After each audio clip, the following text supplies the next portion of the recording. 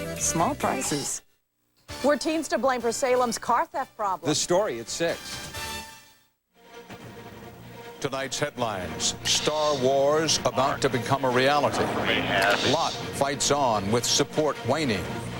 Venezuelan crisis worsens, rocks oil market. Also tonight, as many workers face reduced pensions, wait till you see what some corporate executives are getting.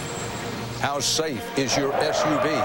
Eye on America shows you what, if anything, is being done to check the rollover risk.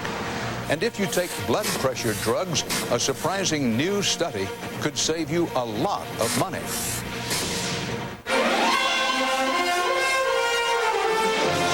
This is the CBS Evening News with Dan Rather reporting from CBS News headquarters in New York. Good evening. They used to call it Star Wars, President Reagan's idea for a possible missile defense shield over America. Today, President Bush committed the people of the United States to actually building it, an expensive system which, it is hoped, would intercept incoming enemy missiles. So far, tests have produced mixed results at best, but the first actual deployment of a small-scale version, a sort of Star Wars Junior, is now slated for 2004. Supporters have high hopes and say they're confident the thing will eventually work. Critics call it pie in the sky and a kind of relief act or corporate welfare for big defense contractors. CBS's David Martin reports tonight on the launch of the Star Wars Defense Shield.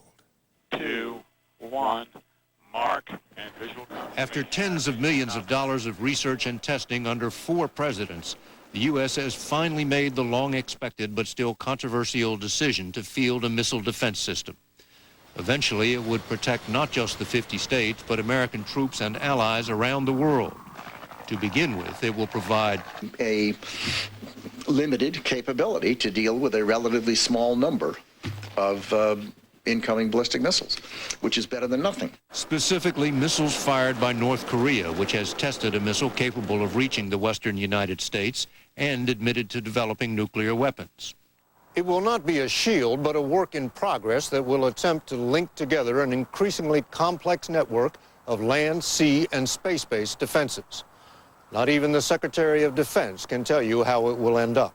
When it finishes someday out there in the years ahead, it very likely will look quite different than it begins.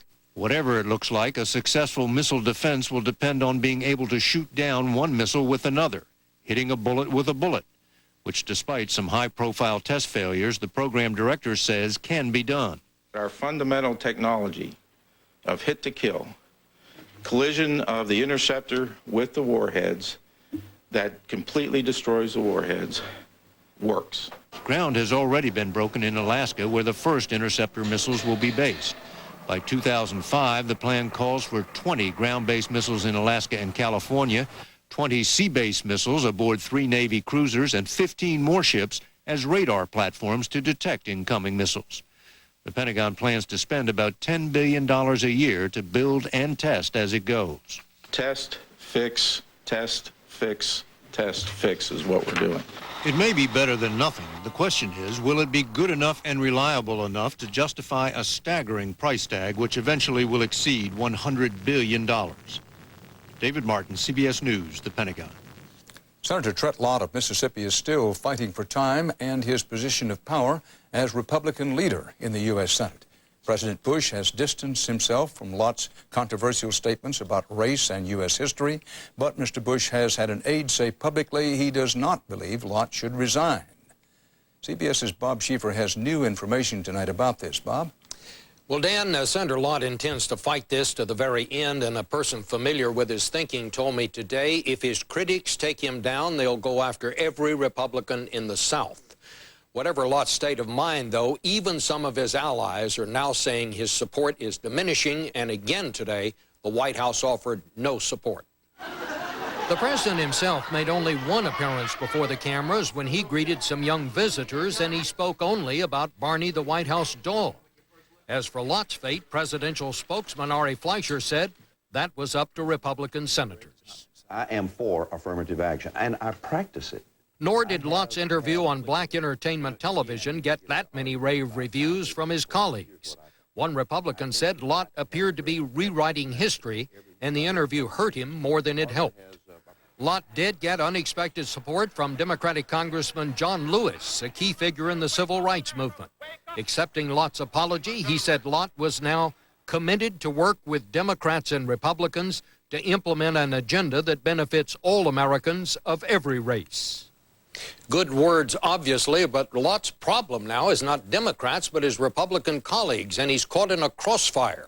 A conservative senator who supports Lott told me tonight that Lott took positions in the BET interview that many Senate Republicans simply cannot support. That, as one of his Senate critics told me, Lott's awkward explanations are leaving the impression Republicans are out of step with most Americans on race. I've also learned that senators are already discussing whether to offer Lott another meaningful position, perhaps chair of a major committee, if he'll agree to step aside as leader. Dan. Live from Washington, Bob Schieffer. While Senator Lott's fate is playing out on a national political stage, there's also the matter of how his strategy is playing back home with the voters of Mississippi.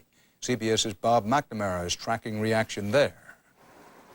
200 miles from Trent Lott's seaside Pascagoula home, supporters in Mississippi's capital urge the embattled Republican not to resign his Senate seat. And I think it's time now that we accept Senator Lott and accept his apology.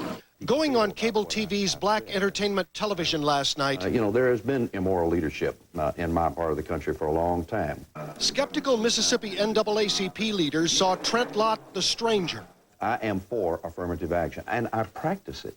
Suddenly strapping on new political stripes. I've made a mistake, and I would vote now for Martin Luther King holiday. 19 years ago, Lott voted against the King holiday and fought affirmative action for years. And to say, now I will vote for the King holiday, now that you're in a jam, you vote for the King holiday, what does that mean? I'm for affirmative action? Since when? Lott's long defense of Confederate flags, his membership in groups labeled pro-white. I'm also a member of the Sons of Confederate Veterans. And the ties he said he severed with a thinly veiled segregationist group, the Council of Conservative Citizens, Lott promised to repudiate. Absolutely. I absolutely will do that. I think that Trent Lott's between a rock and a hard place right now. He's repudiating his past, and his past, of course, is his base. But if Lott hoped to shed even some of the baggage of a 30-year record in 30 minutes, in this room, he didn't. He chose his words very carefully for an African-American audience, and that in itself is suspicious. The author Margaret Mitchell once said of her Deep South heritage that Southerners can never resist a losing cause. But as the political skeletons keep piling up, Trent Lott could soon be an exception. Bob McNamara, CBS News, Pascagoula, Mississippi. On the CBS Market Watch, stocks closed lower today despite some encouraging economic news, including just a small increase in consumer prices in November. So far this year, inflation is running a modest 2.6%, a point higher than last year, but still low by historic standards. Energy prices declined a bit in November, but that could change. One reason for it is the continuing turmoil in Venezuela, one of the world's biggest oil producers.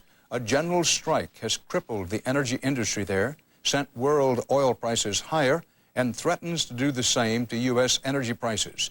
This causes concern from Wall Street to Main Street. CBS's Bill Whitaker is in Venezuela with the latest tonight on a nation in crisis. Today saw a struggle for the heart and soul of Venezuela.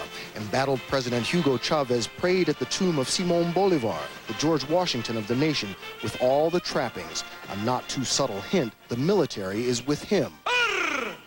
Right after he left, tens of thousands of anti-Chavez protesters snaked through the city to the tomb to claim the liberator as their own. If the battle for Venezuela's soul was about symbolism, the fight over its heart, its oil, was about survival. The 16-day anti-Chavez strike has all but shut down the world's 5th largest oil exporter.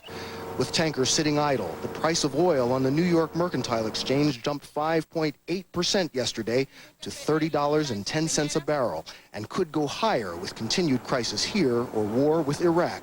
Prices maybe would double, which, in my opinion, is very dangerous for the world economy. Experts say OPEC could make up the difference for now.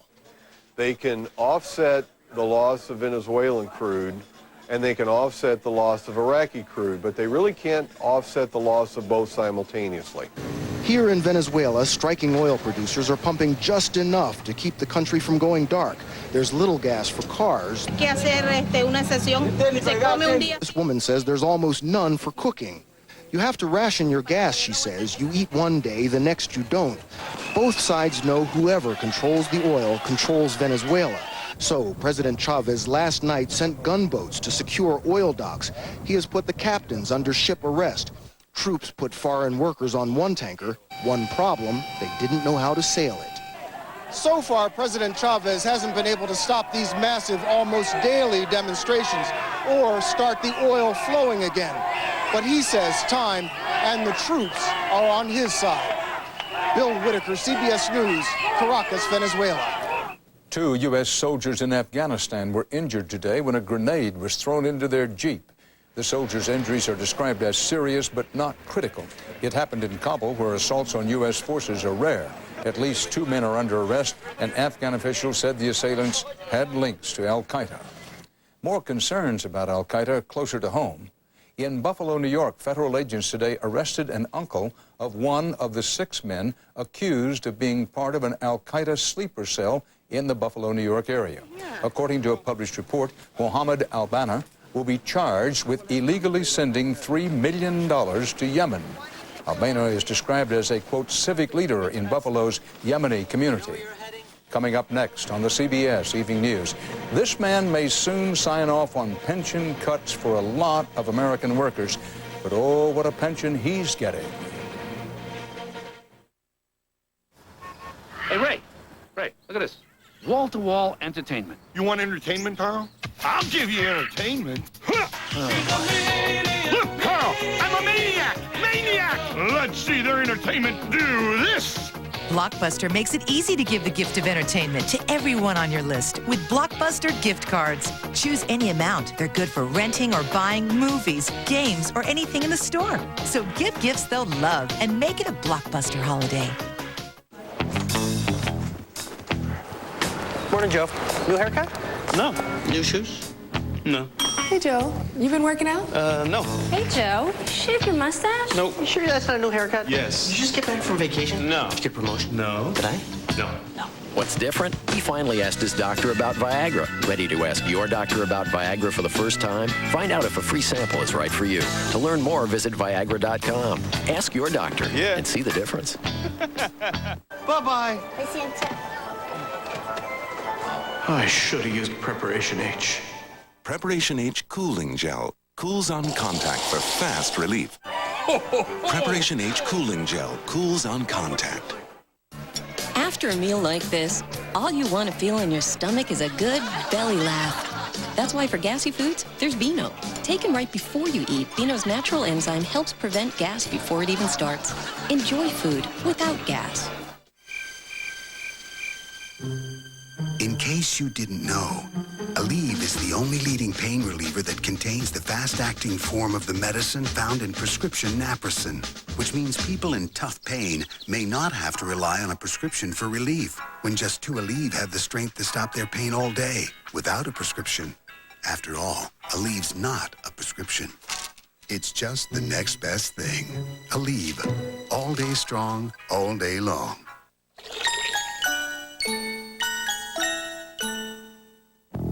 Hey, there's Progresso with grown-up sized veggies, white chunks of chicken, big curly noodles, preferred 4-to-1 over Campbell's.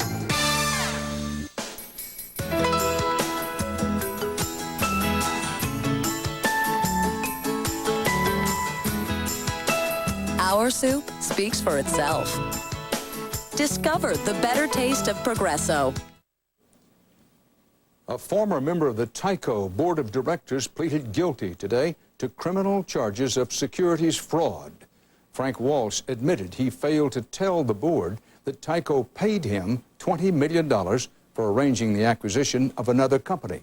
In a plea deal, Walsh paid the money back and a $2.5 million fine, but he gets no jail time.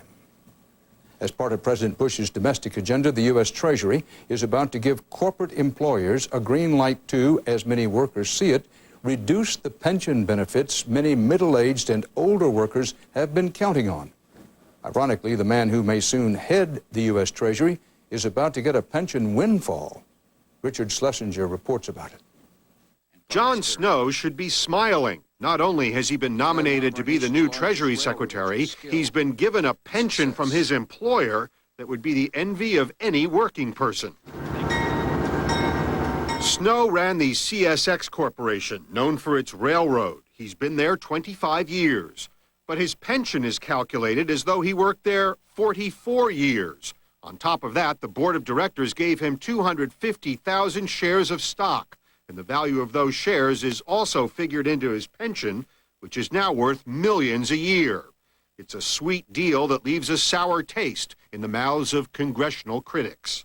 It's simply wrong for him to say, I am concerned about pension retirement for myself, but I really don't care about the average worker. Sanders has led the fight against new types of pensions that, unlike Snow's, can take up to 30% of retirement money away from longtime employees and put it in the corporate piggy bank.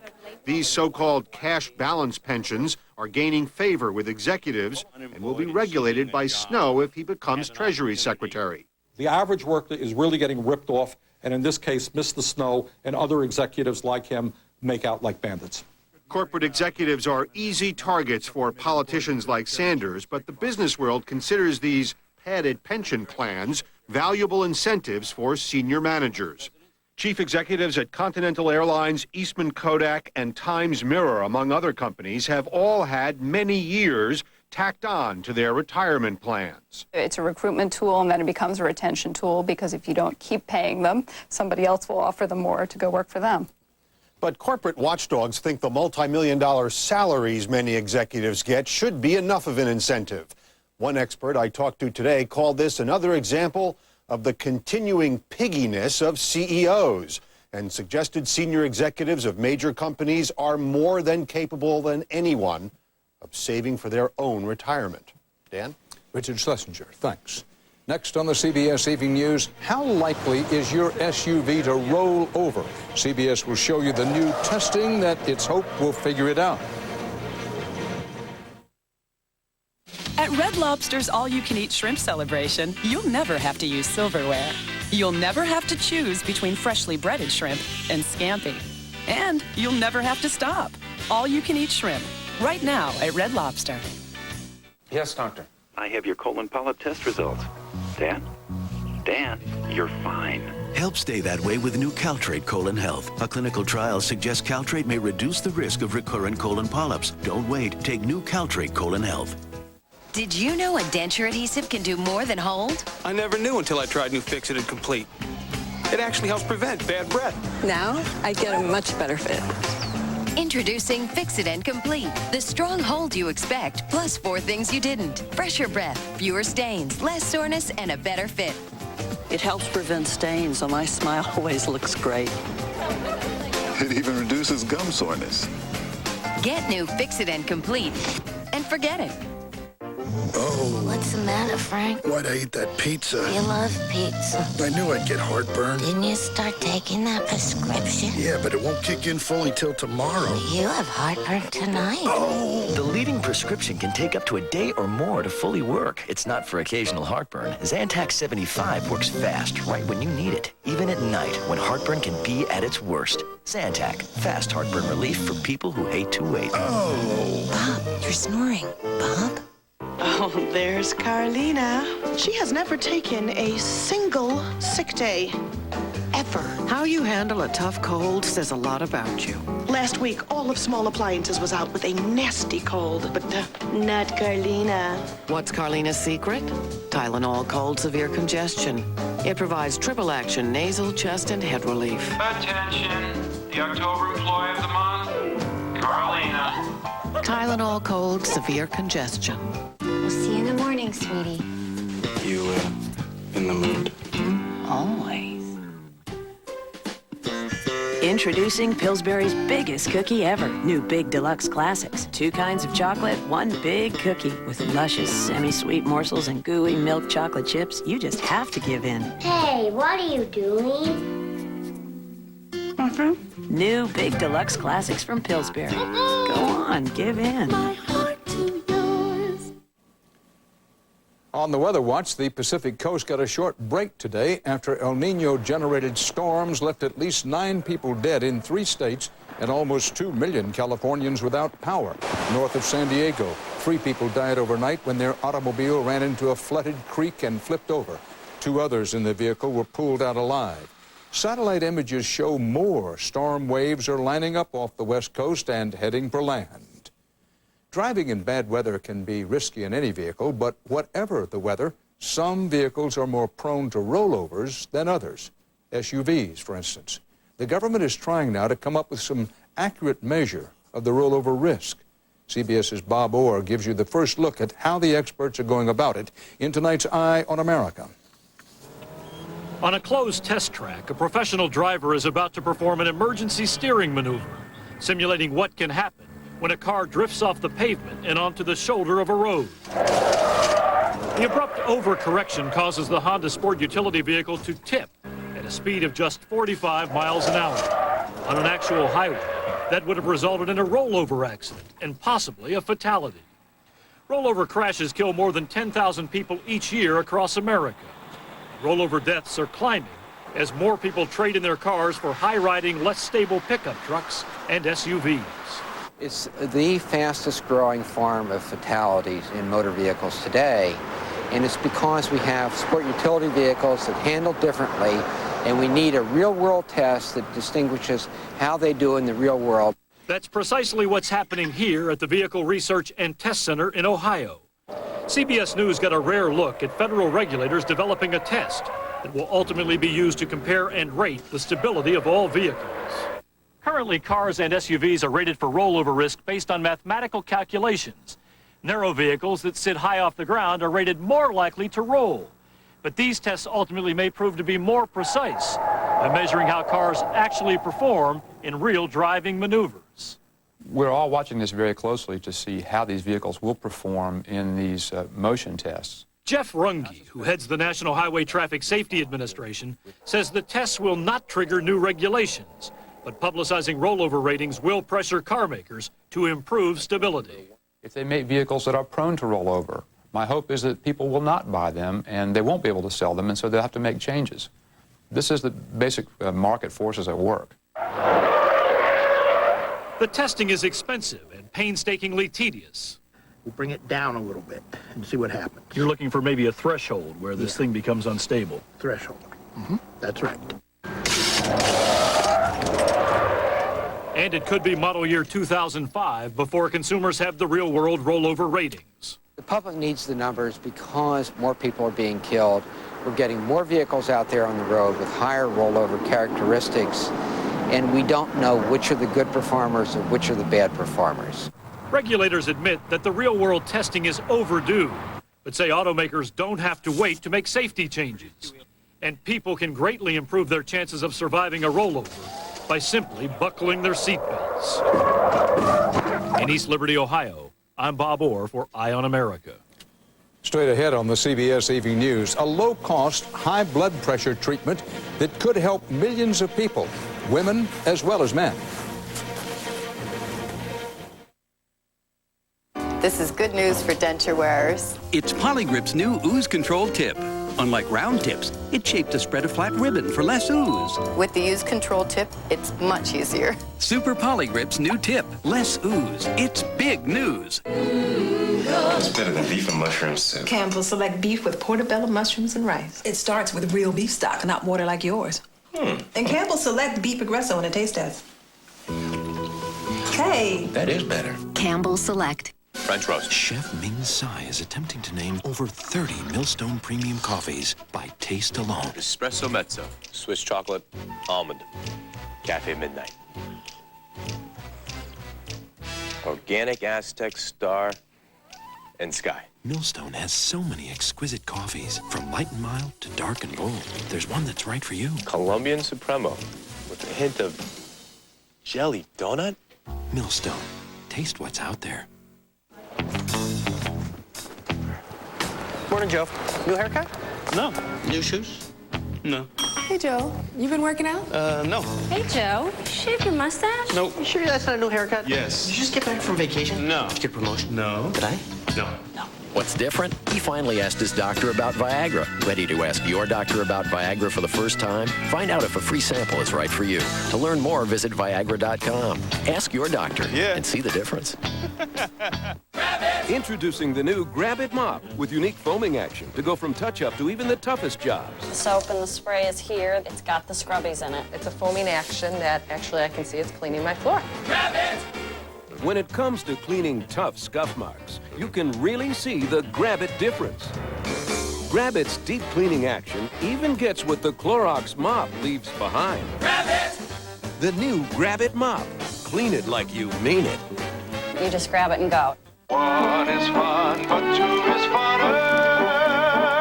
One's not bad, but two's my number.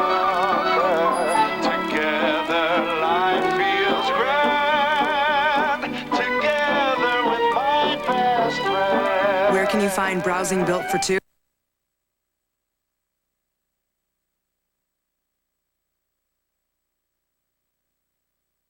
It's better with the butterfly. Call 866-TRY-MSN8. Tomorrow morning, Hugh Grant gives us a sneak peek at his new movie. Plus, see how to be chic on a shoestring for the holidays. So wake up to what's new on The Early Show. There's important news tonight for the many Americans who have high blood pressure. It's about a treatment that not only brings your pressure down, it also helps relieve the pressure on your wallet. CBS News medical correspondent Elizabeth Caledon is on the Health Watch. 50 million Americans have high blood pressure, and there are dozens of drugs on the market that treat it. But tonight, doctors say there's one right way: old-fashioned diuretics. Diuretics should almost certainly be your first drug of choice. That's the headline from a definitive new study. More than 42,000 people were followed. The effectiveness of a common diuretic was compared to the other frequently prescribed blood pressure medications such as ACE inhibitors and calcium channel blockers. The results leave little room for doubt about what works best. Diuretics were superior in lowering blood pressure and in preventing hypertension-related cardiovascular complications. An added bonus is diuretics, which rid the body of excess water and sodium, are the most inexpensive option around, costing just pennies per pill. Dr. Ira Salem participated in the trial. They would cost probably $4 or $5 a month, as opposed to over $70 or $80 or $90 for newer drugs. Doctors hope the results will improve the standard of care and streamline treatment of a common, often deadly disease. This gives policymakers, healthcare insurers, and those who develop treatment guidelines the green light to recommend the most effective, lowest cost option for starting treatment of their hypertension. The use of diuretics to treat high blood pressure has decreased drastically in the last 20 years, while sales of fancier modern drugs have been on the rise. This may be one rare opportunity for Americans to go back to their doctors and ask for a simpler prescription for better health. Elizabeth Caledon, CBS News, New York. What's next? That's part of our world. Dan Rather reporting for the CBS Evening News. We hope you found this half hour worth your while and that you'll join us again tomorrow. Good night. For news 24 hours a day, go to cbsnews.com. AOL keyword CBS News.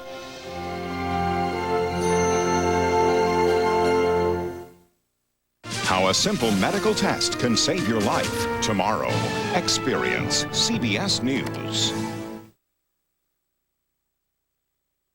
Next on KOIN 6 News at 6. Governors Kitzhaber and Locke lay the cuts out today. Who's going to be hit the hardest as the two try to get their states out of debt? A high school car theft ring here in Oregon involving 300 cars and 20 teenagers is busted tonight. How the teens will pay for their crimes. And a Thailand survivor castaway is a wanted man. Why police are looking for Brian, the car salesman. Now, with Julie Emery and Jeff Gianola. This is KOIN 6 News at 6. Hello, welcome to KOIN 6 News at 6. I'm Julie Emery. And I'm Jeff Gianola. Glad you're with us, everyone. It's not only Oregon. Washington state is also in a budget crisis. Tonight, the drastic cuts governors of both states are proposing. Today, Washington Governor Locke announced a plan to cancel teacher raises and class size reductions in Washington. Basic health care for